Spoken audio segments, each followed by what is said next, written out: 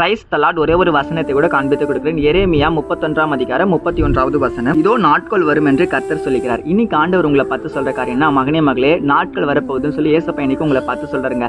என்ன நாட்கள் அப்படின்னு பார்த்தீங்கன்னா, உங்களை உயர்த்த போற நாட்கள் வரப்போகுதாமா. நீ ரொம்ப நாளா வெயிட் பண்ணிட்டு இருக்க, நீ எக்ஸாம்ஸ்க்கு நல்லா படிச்சிருக்க, இந்த எக்ஸாம்ஸ்ல ரிசல்ட் வந்த பிறகு உனக்கு கவர்மெண்ட் ஜாப் கிடைக்க போகுது, நீ கவலைப்படாத, நீ நல்ல வேலைக்கு போக போற, உங்க லைஃப் மாற போகுதுன்னு சொல்லி ஏசப்பா இன்னைக்கு உங்களை பார்த்து சொல்றாருங்க. நீங்க ரொம்ப பிரயாசப்பட்டீங்க உங்க திருமண காரியத்துக்காக, திருமண காரியத்தில் நிறைய தடைகள் வருது, அதெல்லாம் நல்லபடியா மாறப்போகுது.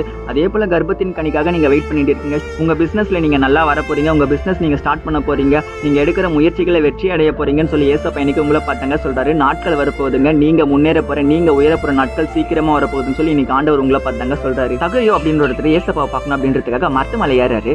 ஏன் தெரியுங்களா? அவர் ரொம்ப குள்ளமா இருக்கிறாரு, ஏசப்பா சுற்றி நிறைய கூட்டம் இருக்கு, அவரை பார்க்க முடியாது அப்படின்ற ஒரு காரணத்துக்காக அவர் மரத்து மலை ஏறி ஏசப்பாவை பார்க்குறாருங்க. இன்னைக்கு உங்க லைஃப்ல பாத்தீங்கன்னா, நீங்க ஏசப்பா கிட்ட நெருங்க முடியாது, அப்படி நிறைய தடைகள் வரதான் செய்யும். ஆனா அதெல்லாம் தாண்டி தான் நம்ம ஏசப்பா கிட்ட நெருங்கி ஆகணும். அப்படி நெருங்குற பிள்ளைகளா நம்ம இருக்கும்போது நிச்சயமா நம்ம லைஃப்ல நம்ம உயர்வை பார்ப்போம்னு சொல்லி ஏசப்பா இன்னைக்கு உங்களை பார்த்து தான் சொல்றாங்க.